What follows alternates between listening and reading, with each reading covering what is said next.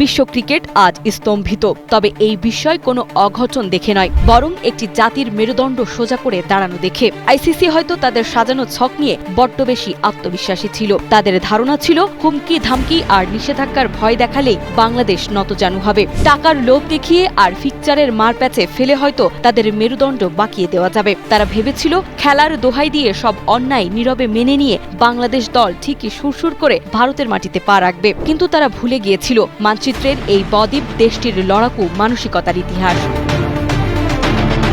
এই কুচক্রী নাটকের মহড়া তো শুরু হয়েছিল মুস্তাফিজুর রহমানকে দিয়েই। আমাদের পেস অ্যাটাকের এই মরণাস্ত্রকে মানসিকভাবে বিপর্যস্ত করার এবং কৌশলে বাদ দেওয়ার যে নীল নকশা তারা এঁকেছিল তা সচেতন ক্রিকেট প্রেমীদের চোখ এড়ায়নি। মুস্তাফিজকে দিয়ে শুরু হওয়া সেই ষড়যন্ত্রের জাল গত কয়েকদিনে আরও বিস্তৃত হয়েছে। মাঠের ক্রিকেটকে যখন রাজনীতির নোংরা টেবিলে বন্দী করার পায়তারা চলছিল, তখনই বোঝা গিয়েছিল পানি অনেক দূর গড়িয়েছে। তারা চেয়েছিল বাংলাদেশকে কোণঠাসা করে রাখতে, যেন আমরা বাধ্য হয়ে তাদের শর্ত মেনে নেই। কিন্তু সব হিসাব নিকাশ পাল্টে দিয়েছে আজকের এই চূড়ান্ত সিদ্ধান্ত।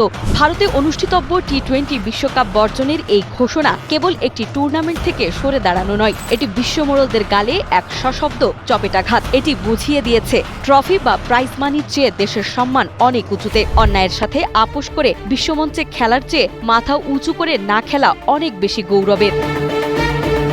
আজ বিশ্ব দেখল এক নতুন বাংলাদেশকে, যে বাংলাদেশ অন্যায়ের প্রতিবাদ করতে জানে, যে বাংলাদেশ চোখে চোখ রেখে কথা বলতে জানে। ক্রিকেট যদি ভদ্রলোকের খেলা হয়, তবে সেই ভদ্রতা আর আত্মমর্যাদাকে সমুন্নত রাখতেই এই কঠোর সিদ্ধান্ত। ইতিহাস সাক্ষী থাকবে যেদিন অর্থের ঝনঝনানি আর ক্ষমতার দম্ভকে উপেক্ষা করে ১৬ কোটি মানুষের প্রতিনিধি হয়ে ক্রিকেট বোর্ড বলেছিল না। আজকের এই বর্জন আমাদের পরাজয় নয়, বরং নৈতিকতার বিজয়। এই এক নতুন বাংলাদেশ, এ মাখানো আবার নয়।